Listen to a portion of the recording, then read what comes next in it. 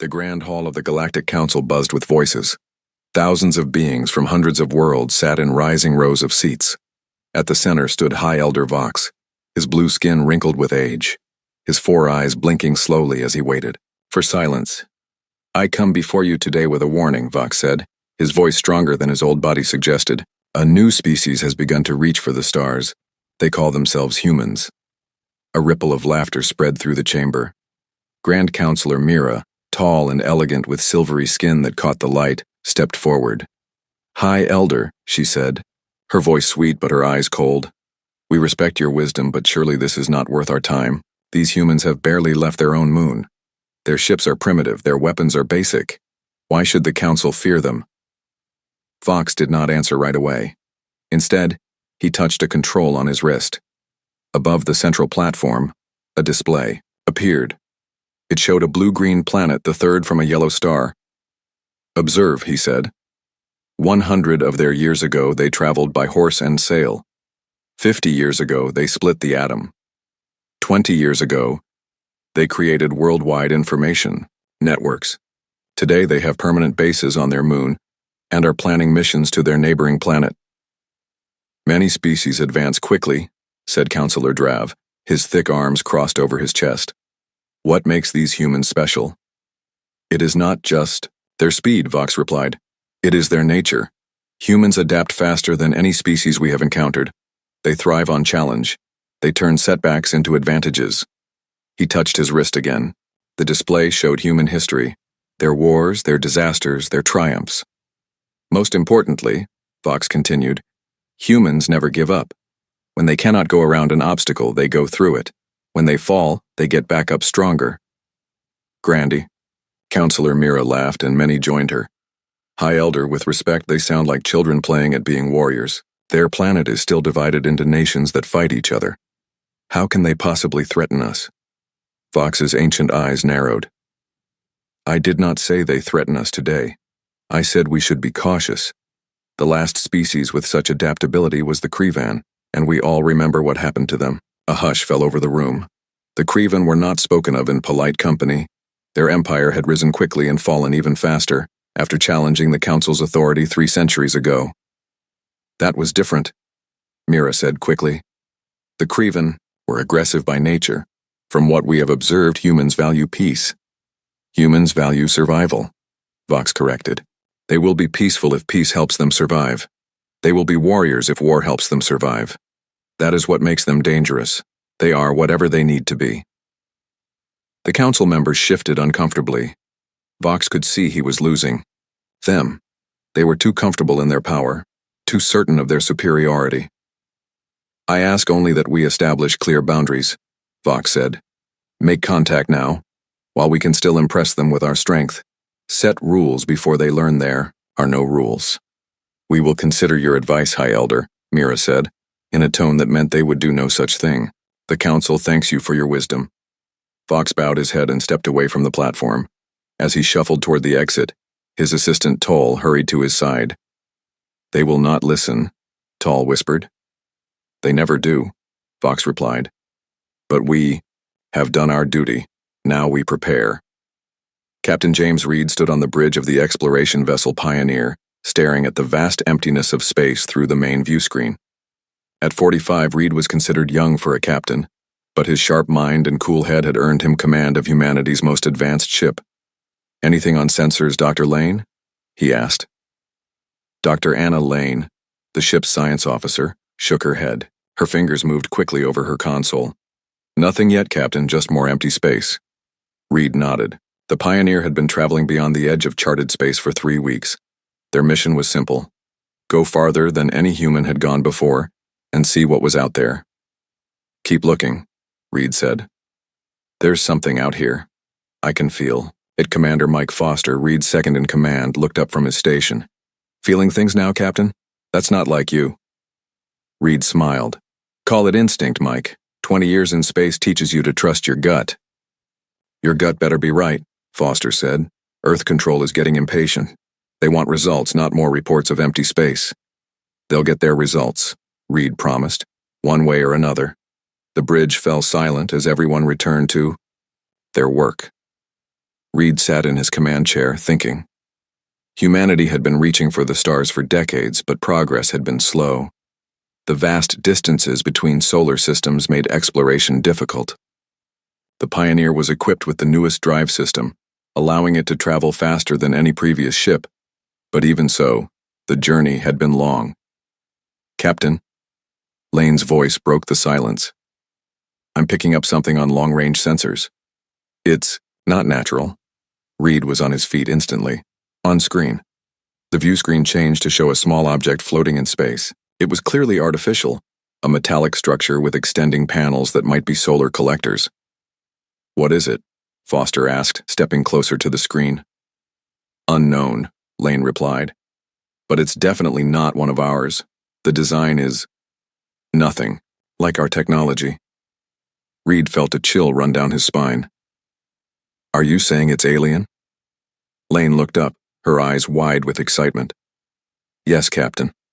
I believe we've just found proof that we're not alone." The bridge erupted in excited chatter. Reed raised a hand for silence. "Distance to the object?" "About 6 hours at our current speed," Lane said. Reed nodded. "Set course, Commander. Let's go say hello." 6 hours later, the Pioneer drifted alongside the alien structure. Up close, it was about the size of a small house, with a central hub and radiating arms that supported what were definitely energy collection panels. "No signs of life," Lane reported. "It appears to be an automated station of some kind. Possibly for monitoring or communication." Reed studied the alien technology through the view screen. "Can we bring it aboard for study?" Lane hesitated. "I'm not sure that's wise, Captain. We don't know what it does or who put it here." "Exactly why we need to study it," Reed replied. "This is what we came for, Doctor. First contact with alien technology. This could change everything." Foster looked worried. "Captain, maybe we should report back first, get instructions." Reed shook his head. "By the time we get instructions, we could have learned twice as much on our own. Besides, it's just a machine." After careful maneuvering, the Pioneer's crew managed to secure the alien station in their cargo bay. A team of scientists, including Dr. Lane, suited up to examine it. "Be careful," Reed warned them. "No unnecessary risks." "Understood, Captain," Lane replied, her voice tinged with excitement despite her earlier caution. Reed watched from an observation window as the team approached the alien technology. This was the moment every explorer dreamed of, first contact with evidence of alien intelligence. "What do you think, Mike?" Reed asked his second-in-command. "Who built this thing and why? Leave it out here in the middle of nowhere?" Foster shrugged. "Maybe it's a boundary marker or a traffic light. Stop here, don't go further." Reed smiled. "If that's what it is, they didn't make it very obvious." "Maybe they didn't expect us to get this far this fast," Foster suggested. "Before Reed could respond, Lane's voice came over the comm.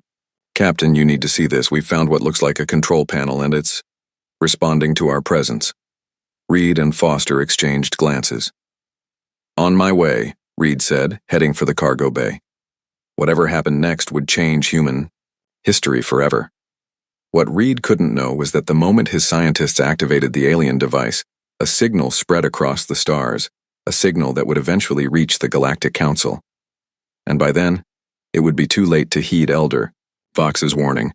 Administrator Ben paced nervously in his office on Trell 9, a small mining outpost at the edge of Council space. The station hung in orbit around a barren planet rich in rare minerals.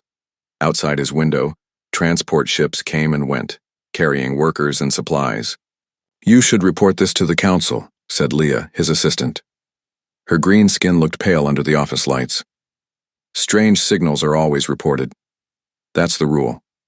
Ben ran a hand through his short gray hair. "Rules, rules, always rules.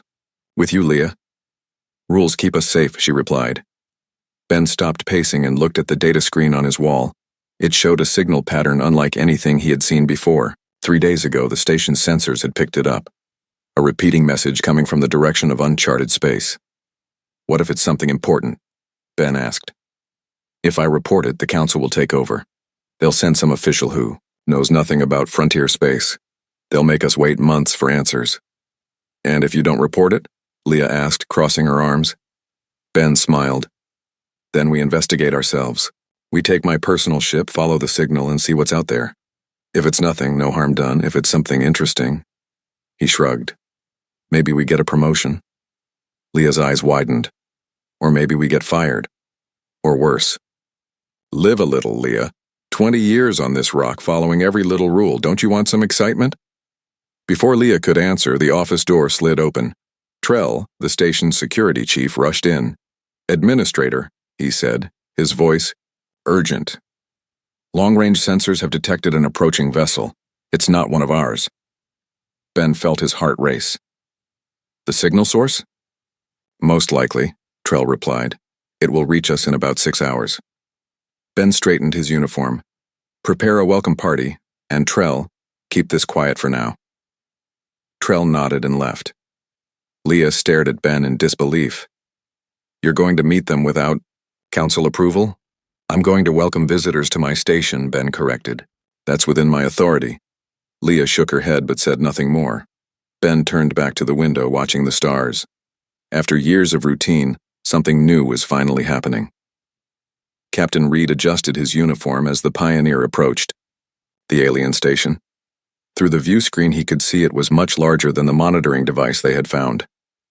This was a full settlement, with ships coming and going. "Life signs?" Reed asked. "Multiple species," Lane replied from her science station. "Hundreds of individuals.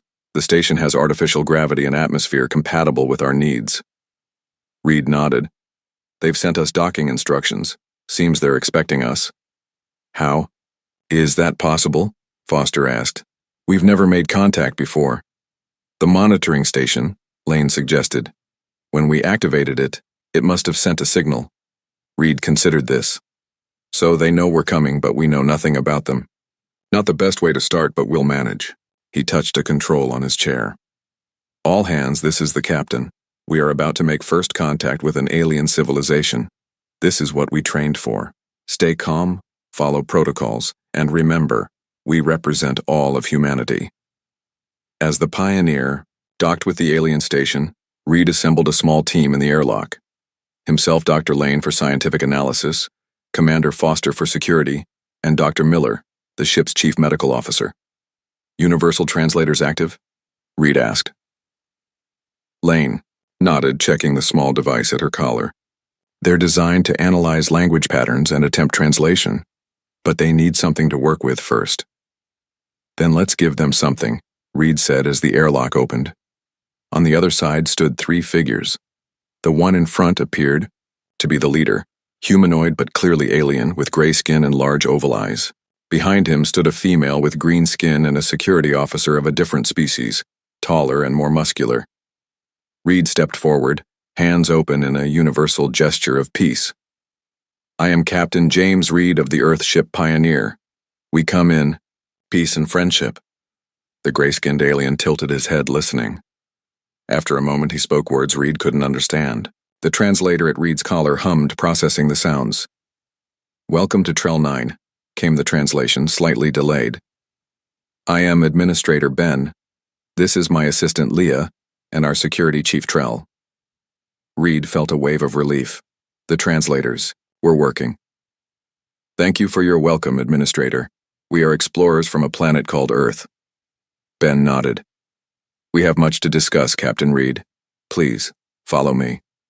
As they walked through the station, Reed and his team tried not to stare at the various alien species they passed. Some looked almost human, while others were wildly different. Floating creatures, beings with multiple limbs, entities that seemed made of light. Ben led them to a conference room with a large oval table.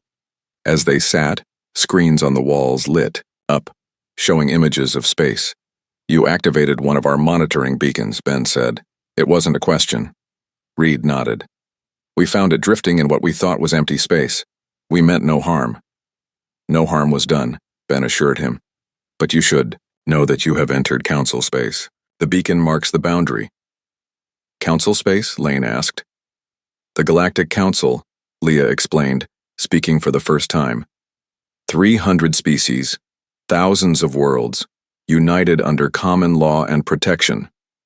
Reed exchanged glances with his team. Humanity was not alone, but they were very late to a very large party.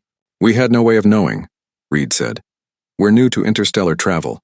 Ben waved a hand dismissively. Of course. No offense was taken. But now we must decide what happens next. Officially, I should report this encounter immediately. Officially? Foster asked, catching the nuance. Ben smiled. I've been administrator of this outpost for 20 years, Commander. Out here, far from the Council's central worlds, we learn to be flexible with certain protocols. Leah frowned, but remained silent. What are you suggesting? Reed asked. An unofficial exchange. Ben replied. You share your technology and knowledge. With us, we share ours with you. We learn about each other before the Council becomes involved and things get complicated. Complicated how? Lane asked. Ben hesitated. The Council has procedures for contact with new species. They can be extensive. Years of evaluation before full diplomatic relations are established. Reed considered this. And if we agree to this unofficial exchange? Then we both benefit, Ben said. You gain access to knowledge about the galaxy and its peoples.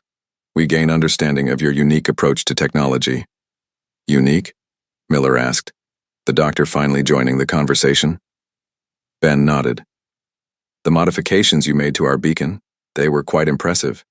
You solved problems our engineers have struggled with for years, and you did it with what appears to be relatively primitive tools. Reed felt a surge of pride. Humanity might be new to the galactic community, but they weren't without their strengths. I believe we can arrange something, Reed said. A limited exchange of non-sensitive information and technology. Excellent, Ben said, clasping his hands together. We'll begin immediately. On the Council homeworld, Elder Vox stood in Grand Counselor Mira's private chamber. The room was opulent, with high ceilings and artwork from 100 worlds. A beacon has been activated in Sector 47, Vox said without preamble. The humans have reached our border. Mira looked up from her desk, annoyance flashing across her face. One beacon among thousands, Elder. Hardly a crisis. The signal was modified, Vox continued. The humans didn't just activate it, they improved it. The transmission range has increased tenfold. Impressive, Mira admitted. But still, not a concern. The Centennial Gathering begins in 3 months. I don't have time for primitive newcomers. You should make time, Vox warned. The beacon is near Trell 9. Administrator Ben has a reputation for independence. Mira laughed. Ben? That old fool has been buried on that mining station for decades. Even if he makes contact with these humans, what could possibly come of it? Fox's 4 eyes blinked slowly. That is what worries me, Counselor. We don't know. And in my experience, the unknown is rarely benign. Mira rose from her desk, her patience clearly at an end. Thank you for your concern, Elder. I will have someone look into it. Eventually. As Vox left the chamber, he felt a deep unease. The wheels were already in motion, and no one was watching closely enough to see where they were turning. Deep in space, beyond the knowledge of humans or the Council, the modified beacon's signal continued to spread, reaching farther than anyone had intended. And in the darkness between stars, something ancient stirred, awakening from a long slumber. 6 months passed. What began as a simple meeting between Captain Reed and Administrator Ben had grown into something much larger. 17 worlds in the outer territories now traded openly with humans. Human ships, once rare visitors, were now a common sight at frontier stations. Reed, now Admiral Reed, sat in his new office on Trell 9. The station had become an unofficial embassy for Earth, a place where humans and aliens could meet freely without Council oversight. The latest reports, Admiral, said Commander Foster, placing a tablet on Reed's desk. Reed picked it up and scrolled through the information. Trade is up another 30%. Human entertainment broadcasts are now reaching 23 Council worlds and... He paused, eyebrows rising. Is this correct? The Volari have adopted Earth music into their religious ceremonies? Foster nodded. Apparently they find our classical music spiritually transcendent. Bach and Mozart are particularly popular. Reed leaned back in his chair. 6 months ago, we didn't know aliens existed. Now they're praying to the sound of our music. He shook his head in wonder. What's the Council's response to all this? Still minimal, Foster replied. They're treating us like a temporary distraction, something that will lose its novelty. That's good, Reed said. It gives us more time.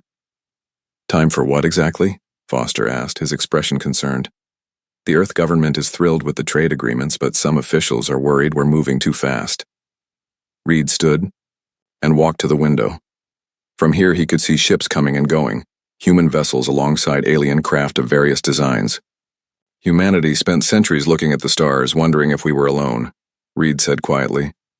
Now we know we're not. But we've also learned something else, that the galaxy is more dangerous than we imagined. He turned to face Foster. The information Ben shared with us about the Council, about their history, they're stagnant, Mike. 300 species all following the same rules, using the same technologies, thinking the same thoughts. They haven't had a major technological breakthrough in over a century. And we have? Foster asked. We've had 3 just from studying that monitoring beacon, Reed replied.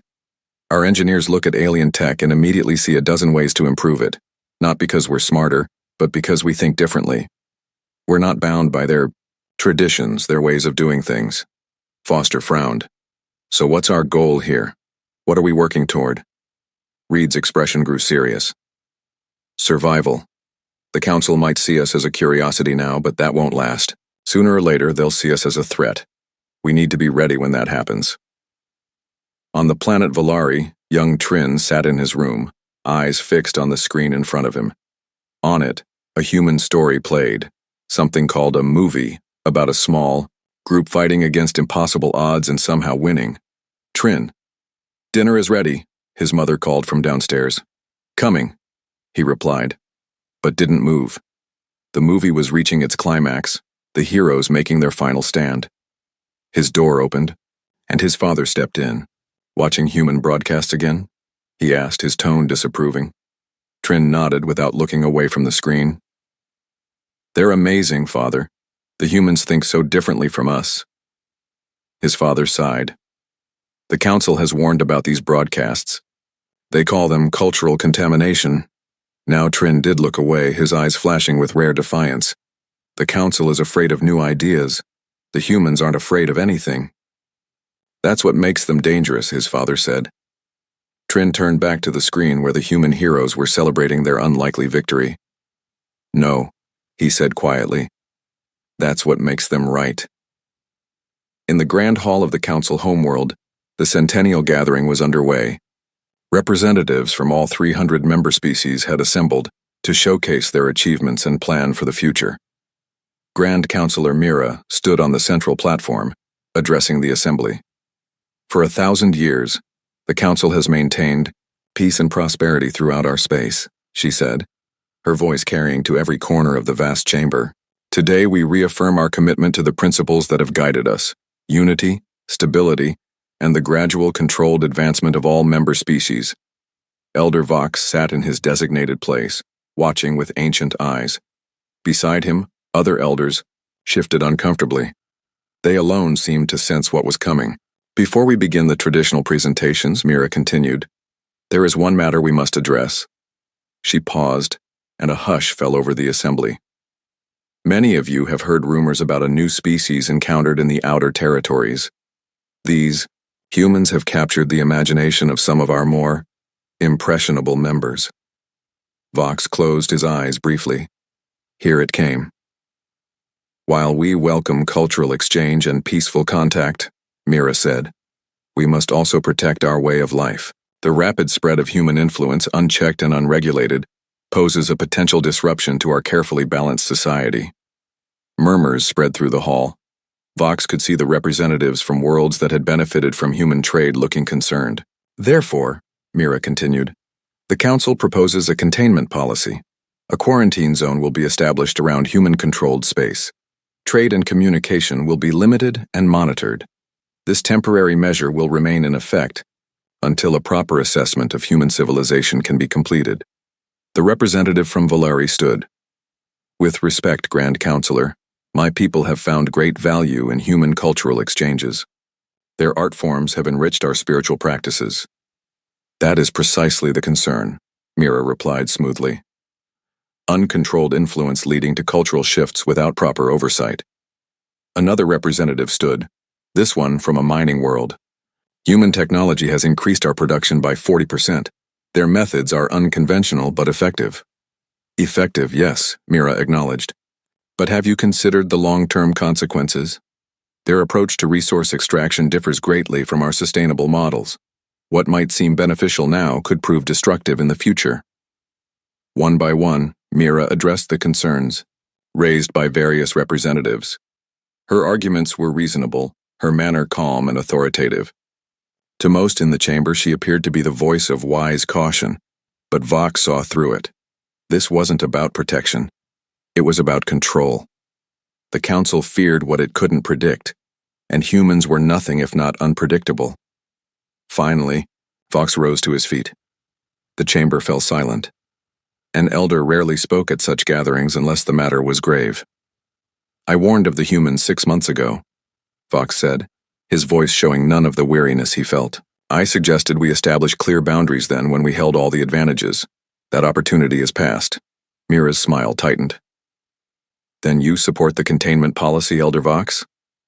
I support wisdom, Vox replied. And wisdom tells me that trying to contain the humans now will only provoke them. They are curious by nature. Tell them they cannot go somewhere, and they will immediately try to go there. What would you suggest instead? Mira asked, a hint of mockery in her tone. Engagement, Vox said simply. Full diplomatic relations. Bring them into the council as observers first, then members. Guide them rather than restrict them. Laughter rippled through the chamber. The thought of bringing such a primitive species into the council seemed absurd to most. The elder's concern is noted, Mira said, dismissing Vox's suggestion without a second thought. Now let us vote on the containment policy. The vote was overwhelmingly in favor. Only the representatives from worlds already deeply involved with humans stood opposed. The council had spoken. Humans would be contained, their influence limited, their expansion halted. 3 days later, at the edge of what was now officially designated Quarantine Zone Alpha, 3 council battlecruisers moved into position. Their mission was simple: establish the first blockade point and begin enforcing the new containment policy. Contact approaching, reported the sensor officer on the lead cruiser. 2 vessels, human design. Just 2? The captain asked, surprised. Our intelligence suggested they would respond with at least 5 ships. Perhaps they didn't take our warning seriously, his second officer suggested. The captain smiled. Then this will be a simple demonstration of council authority. On the main screen, the human ships came into view. They were smaller than the council vessels, with sleek lines and unusual configurations that didn't match any known design philosophy. Open communication channels, the captain ordered. Let's inform them of the new regulations. Before the communications officer could comply, the human vessels split apart, moving with a speed and precision that seemed impossible. One moment they were directly ahead, the next they had somehow flanked the council formation. How did they? The captain began but never finished his question. Both human ships released a cloud of small objects, hundreds of them, spreading out to surround the council vessels. Weapons? The captain asked urgently. Negative, the sensor officer replied, confusion in his voice. They appear to be communication buoys of some kind. They're broadcasting on all frequencies. The main screen flickered, and a human face appeared. It was Admiral Reed, his expression serious but not hostile. Attention, council vessels, Reed said. We understand you've been ordered to establish a blockade. Before you proceed, I want to demonstrate something. The screen split, showing a view of space around the council ships. The small objects the humans had deployed were now forming a complex pattern, creating a network that encircled the blockade. These are communication relays, Reed explained. A new design based on your own technology but modified to operate at higher frequencies. Right now they're transmitting uncensored information to every world within 50 light years. Information about Earth, about our technology, our culture, our ideas. The captain stared in disbelief. You can't do this. The council voted without consulting us, Reed interrupted. That's poor diplomatic practice where I come from. Now, you have 2 choices. You can destroy these relays, and prove to everyone watching that the Council fears ideas more than weapons. Or you can return to your territory and suggest to your leaders that perhaps a conversation would be more productive than a blockade. The captain looked to his officers, seeing his own uncertainty reflected in their faces. Their orders hadn't prepared them for this. They were expecting resistance, perhaps even combat, but not this. "We will report this to the Council," the captain said finally. Reed nodded. "We'll be here when they're ready to talk." As the Council ships turned and departed, Reed allowed himself a small smile. Not a single shot had been fired, yet the message had been delivered with perfect clarity. Humans would not be contained. On the Council homeworld, Grand Counselor Mira was about to learn that the storm she had dismissed so casually was now gathering strength at her very doorstep. On the far edge of known space, the science vessel Curiosity drifted silently. It was a joint mission, humans and scientists from several Council races working together despite the official containment policy. Administrator Ben had calling in favors from old friends. Dr. Lane stood at the main sensor console, frowning at the readings. "That can't be right," she muttered. Trell, the security chief from Trell 9 who had joined the mission as Ben's representative, moved to her side. "What have you found?" "Some kind of gravitational anomaly," Lane replied. "It's massive, but it doesn't match any known phenomena." She adjusted the settings, and the main screen filled with a visual representation of empty space. Except it wasn't empty. There was a darkness there, a void deeper than the space around it. "It's moving," Trell observed. "And fast." Lane nodded, running calculations. "At its current speed, it will reach the outer colony worlds in less than a month." Trell's face paled. "We need to warn the Council." "And Earth," Lane added. "Whatever this is, it's like nothing I've ever seen." As they prepared an emergency transmission, neither noticed a small detail in the sensor data. The anomaly had changed course slightly, directly toward their position. It had detected them, and it was hungry. Grand Counselor Mira paced her private chambers, anger radiating from her in waves. Before her stood the captain of the failed blockade mission, his head bowed in shame. "3 battle cruisers," Mira said, her voice dangerously quiet. "3 of our finest ships, outmaneuvered by 2 human vessels without a single shot fired. They used tactics we've never seen before," the captain explained. "Their ships moved in ways that should be impossible. And these communication relays they deployed, they're still operating?" The captain nodded miserably. "Our attempts to disable them have failed. They adapt, shifting frequencies faster than we can block them." Mira stopped pacing and stared out the window at the gleaming towers of the Council capital. 6 months, she said. "That's all it took for them to go from discovering our existence to humiliating our fleet." Perhaps Elder Vox was right. The captain suggested hesitantly. "Perhaps we should engage with them diplomatically rather than—" "No," Mira snapped. "I will not bend to this primitive species. Their influence is a disease spreading through our society. It must be contained whatever the cost." The captain shifted uncomfortably. "With respect, Grand Counselor, our military options may be limited. Reports from the outer territories suggest the humans have been sharing their technological innovations with several worlds. If those worlds stand with humans, then they stand against the Council," Mira finished coldly. "Prepare a full fleet. We will not be embarrassed again." As the captain left, Mira returned to the window. For 1,000 years the Council had maintained order. She would not be the one to see that order crumble, not because of some upstart species barely out of their own solar system. Her thoughts were interrupted by an urgent chime from her communication console. "What is it?" she demanded. "Emergency transmission from the deep space science vessel Curiosity," her aide's voice replied. "They're reporting, Grand Counselor, they claim to have detected the Devourer." Mira froze, her anger forgotten. "That's impossible. The Devourer was driven away centuries ago." "The transmission was cut off mid-sentence," the aide continued. "We've lost all contact with the Curiosity." For the first time in her long career, Mira felt a chill of genuine fear. The Devourer was more than just an enemy. It was a force of nature, a living nightmare that had nearly destroyed all advanced life in the galaxy before the Elders' civilizations had united to drive it back. Verify this information, she ordered. And summon Elder Vox. Admiral Reed stared at the emergency message from the Curiosity. Dr. Lane's voice was calm but urgent as she described the anomaly they had detected. The transmission ended abruptly, with a burst of static. When did this come in? Reed asked. 20 minutes ago, Foster replied. We've tried to re-establish contact, but there's nothing. It's like the ship just vanished. Reed nodded grimly. Lane wouldn't panic over nothing. If she says this anomaly is dangerous, we need to take it seriously. Do we know what it is? Foster asked. Reed hesitated.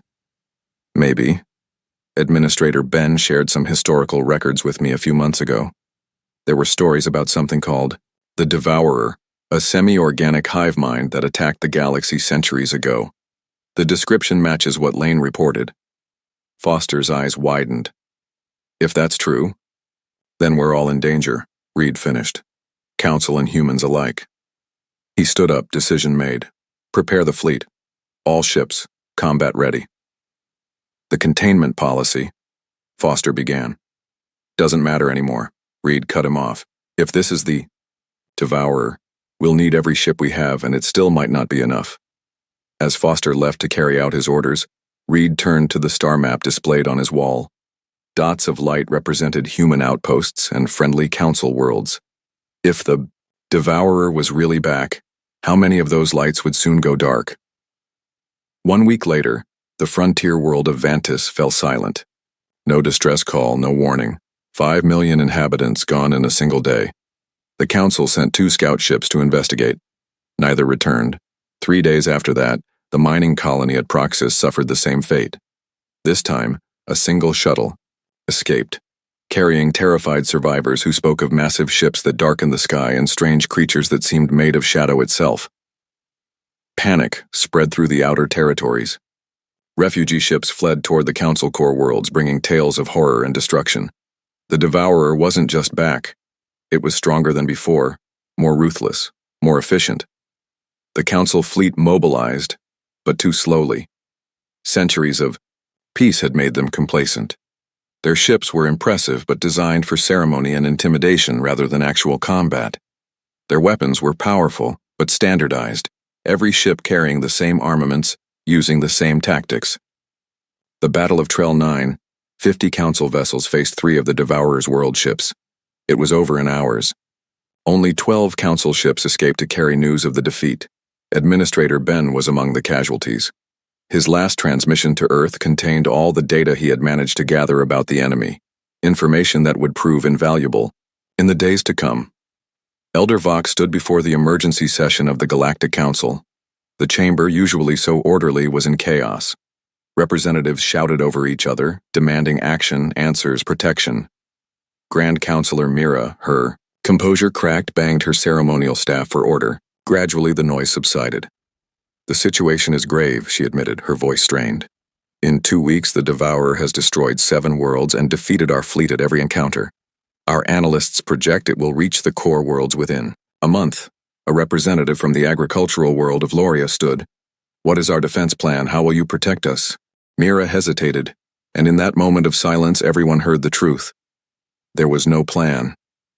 The Council, for all its power and history, was unprepared for this threat. Elder Vox stepped forward.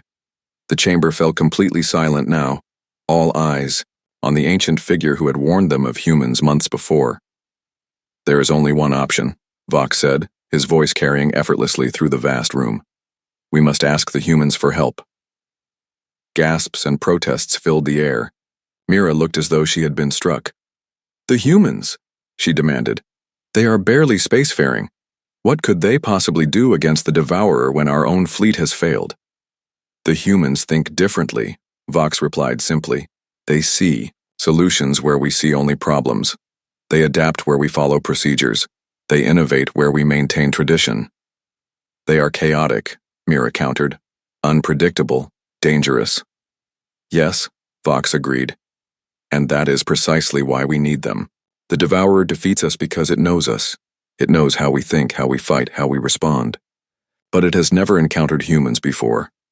The chamber erupted in debate. Some representatives supported Vox's suggestion, while others rejected it outright. The argument might have continued for hours if not for the arrival of a messenger, who rushed to Mira's side and whispered urgently in her ear. The Grand Counselor's face went pale. She raised her hand for silence, and gradually, the chamber quieted. "We have just received word," she announced, her voice unsteady. "The Devourer has changed course. It is moving faster than predicted, bypassing our outer defenses and—" She paused, seeming almost unable to continue. "A human fleet has engaged the enemy at the Carillion Nebula." "Without our permission?" someone shouted. Mira shook her head. "Without our knowledge. They moved their ships into position days ago, preparing for the Devourer's advance." "What was the outcome?" Vox asked quietly. Mira looked directly at the Elder. "The battle is ongoing, but reports indicate the humans have managed to destroy one of the Devourer's smaller vessels. It is the first victory against the enemy since it returned." Silence fell over the chamber as the implications sank in. Then, slowly, representatives began to nod, to look at each other with new understanding. Even Mira seemed to accept what had become inevitable. "Open communications with Earth," she commanded. "Tell them." She took a deep breath. "Tell them the Galactic Council requests their assistance in the fight against the Devourer." As the messenger hurried away, Elder Vox watched the assembly with mixed emotions. They had finally recognized the truth about humans, but he feared the realization had come too late. The storm was no longer gathering, it had arrived, and it would take more than words to survive what was coming. Admiral Reed stood in the command center of the Unity, the largest ship in Earth's fleet. Around him, humans worked alongside aliens from a dozen council worlds. 3 weeks had passed since the first battle against the Devourer, and much had changed. "Status report," Reed ordered. Commander Foster, now his chief of operations, looked up from his console. "Our fleet is in position, Admiral. The Council ships have formed a defensive line around the core worlds as planned." Reed nodded, and turned to his new advisor, Elder Vox, who had insisted on joining the human fleet despite his age. "How long do we have?" Reed asked.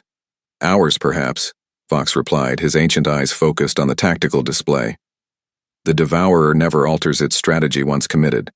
It will send its world ships directly at the core worlds, trying to overwhelm us with numbers. That's what they're expecting us to expect," Reed said with a grim smile. "Which is why we won't be there." Vox tilted his head. "You still believe this plan will work?" "I believe we have to try," Reed answered. "The frontal defense didn't work at Trell 9 or any of the other battles. We need something the Devourer hasn't seen before." He turned to address the bridge crew. "Everyone knows their role. This isn't just about Earth or the Council. It's about all sentient life in the galaxy. We are the last line of defense." As the crew returned to their preparations, Vox studied the human admiral. "You truly believe you can win, don't you?" Reed's expression was serious. "I believe we can survive. Winning comes later." On the Council homeworld, Grand Counselor Mira walked through the crowded shelter tunnels deep beneath the surface. Around her, civilians from dozens of species huddled together, fear evident in their eyes. Her aide hurried to catch up. "The evacuation continues, Counselor. Another 1,000 ships departed for the safe zones in the last hour." Mira nodded. "And our defense fleet?" "In position alongside the human vessels," the aide reported, "though many of our commanders are confused by Admiral Reed's strategy." "As am I," Mira admitted. "But the humans have earned the right to try their way. Their victory at the Carillion Nebula proved that." They reached a communications station where several Council military officers stood around a holographic display of the approaching Devourer fleet. 5 world ships, one officer noted grimly, each capable of destroying an entire planet. Our analysts predict they will reach us within 3 hours. Mira studied the display. "And the human plan?" The officer hesitated. "They've positioned their ships oddly. Small groups scattered throughout the system rather than a concentrated defense force. Some appear to be completely out of position." "There must be a reason," Mira said, though doubt clouded her voice. "There is," came a voice behind her. Mira turned to see a young Volari named Trin, one of the many who had embraced human culture before the Council's containment policy. "Explain," Mira demanded. Trin stepped forward, nervous but determined. The humans don't fight like we do.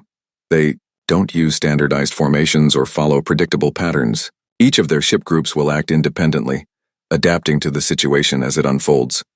Chaos is not a strategy, one of the officers objected. To us, perhaps, Trin replied. But to humans, adaptation is survival.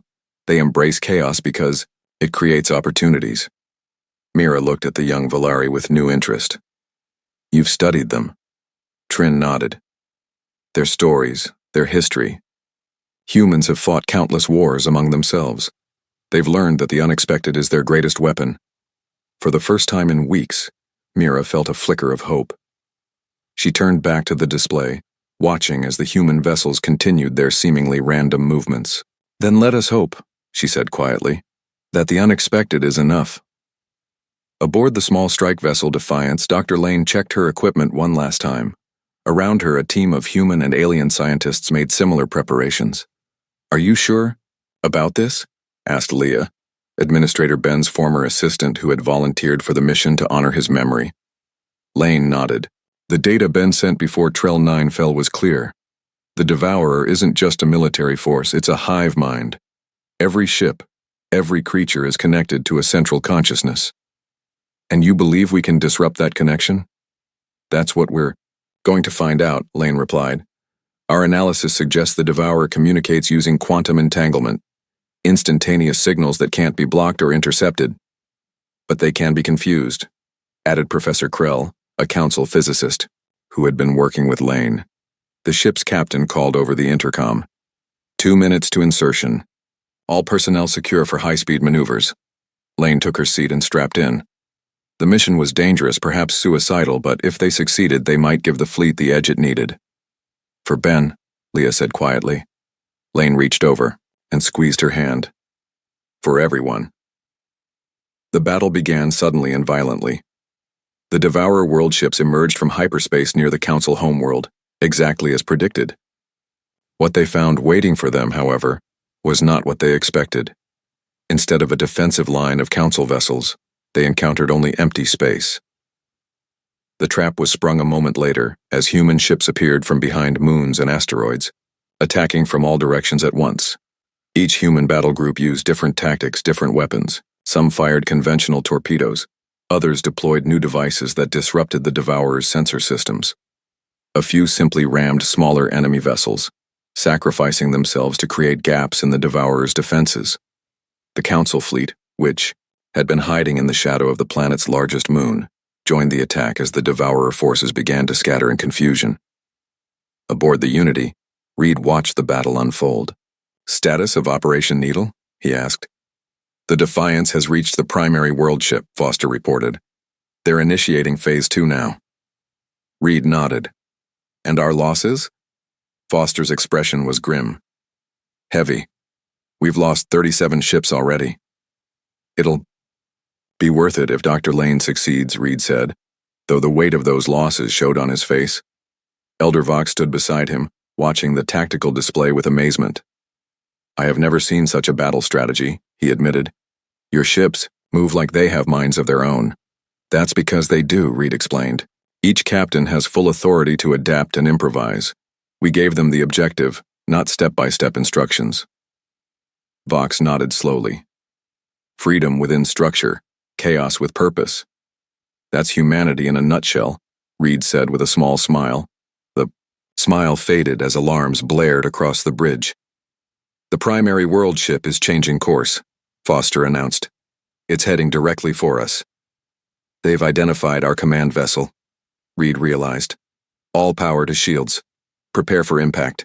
Inside the massive primary world ship, the Defiance crew fought their way through strange organic corridors. The interior was like nothing they had ever seen, half machine, half living tissue, pulsing with eerie light. This way, Lane directed, following the readings on her device. The central node should be just ahead. They entered a vast chamber filled with what looked like glowing brain tissue suspended in liquid. Tentacle-like cables connected it to the ship's systems. The hive mind, Professor Krell whispered in awe. The central consciousness of the entire Devourer force. Lane didn't waste time. Set up the disruptors, We have 3 minutes before they find us. The team worked quickly, placing small devices around the chamber. These weren't weapons in the traditional sense. They were quantum oscillators designed to interfere with the Devourer's communication network. 30 seconds, Leah warned, watching the entrance. Lane made a final adjustment. Ready. Everyone back to the ship. As they ran, Lane activated the devices remotely. Behind them, the brain-like structure began to pulse erratically, its glow flickering. Across the battlefield, the effect was immediate and dramatic. Devourer ships suddenly lost coordination, some stopping completely while others began firing at their own allies. "It's working," Foster exclaimed. "The enemy fleet is in disarray." Reed didn't hesitate. "All ships, press the attack. Target the secondary world ships first." The battle turned quickly. Without their unified consciousness, the Devourer forces could not adapt to the humans' chaotic tactics. One by one, the world ships fell to the combined might of Earth and Council vessels. The primary world ship, however, began to recover. Its systems were more resilient, able to function independently when needed. "The Defiance?" Reed asked. Foster shook his head. "No communication. They may not have made it out." Reed's jaw tightened. "Then we finish this ourselves. Prepare for direct assault on the primary target." "Admiral," Vox cautioned, "even damaged, that vessel could destroy half our remaining fleet." "I know," Reed replied. "But if we don't end this now, the Devourer will adapt again. It's learning from us with every encounter." The Unity led the charge, accompanied by the remaining human ships and those Council vessels brave enough to follow. They struck the wounded world ship from multiple angles, targeting the weak points identified in Ben's final transmission. For a moment, it seemed the assault would fail. The world ship's defenses held, and it began to power up what appeared to be a main weapon. Then suddenly a series of explosions erupted from within the massive vessel. The Defiance had completed its mission, destroying the hive mind from the inside. "They did it," Foster said in disbelief. The primary world ship began to break apart, its destruction triggering a chain reaction among the smaller Devourer vessels still connected to it. Within minutes, the enemy fleet was in full retreat, fleeing, back toward the darkness between galaxies. 3 days later, a new gathering took place in the Council chamber. This one was smaller, more solemn. Many seats remained empty, their representatives lost in the defense of their worlds. Grand Counselor Mira stood before the assembly, her usual confidence tempered by recent events. "The Devourer has been driven back," she announced. "Thanks to the combined efforts of Council forces and our human allies, the threat has been contained." She paused, looking to where Admiral Reed stood with Elder Vox. "But the cost was high," she continued. "Billions lost, worlds destroyed, and we have learned a harsh lesson about the nature of our existence in this galaxy." Reed stepped forward at Mira's gesture. "The Devourer is wounded, but not destroyed," he told the assembly. "It will return, perhaps in decades, perhaps in centuries. We must be ready when it does." "And how do you propose we prepare?" asked one of the Council representatives. "Together," Reed replied simply. "Humans and Council races, sharing knowledge, technology, and perspectives. Our differences are our strength. Your stability and our adaptability, your patience and our urgency." Mira nodded. "The Council proposes a new galactic charter, one that includes Earth as a full member world, with special advisory status on matters of defense and security." The vote was unanimous. As the session ended, Elder Vox approached Reed. "You have achieved what I thought impossible," Vox said. "You have changed the Council." Reed shook his head. "The Devourer changed the Council. We just showed them another way forward." "The paradox of humans," Vox mused, "is not that you are dangerous, though you certainly are, but that your danger is precisely what makes you our greatest allies. You imagine the worst so you can prevent it. You prepare for threats we cannot even conceive." Reed smiled. "That's our nature. We hope for the best. But prepare for the worst," Vox finished. "A wise approach in an uncertain universe." As they looked out at the stars through the chamber's great window, both knew that the galaxy had changed forever. The Council had finally listened, though it had almost been too late, and humanity had found its place among the stars, not as conquerors or subjects, but as guardians against the darkness that lurked between the light.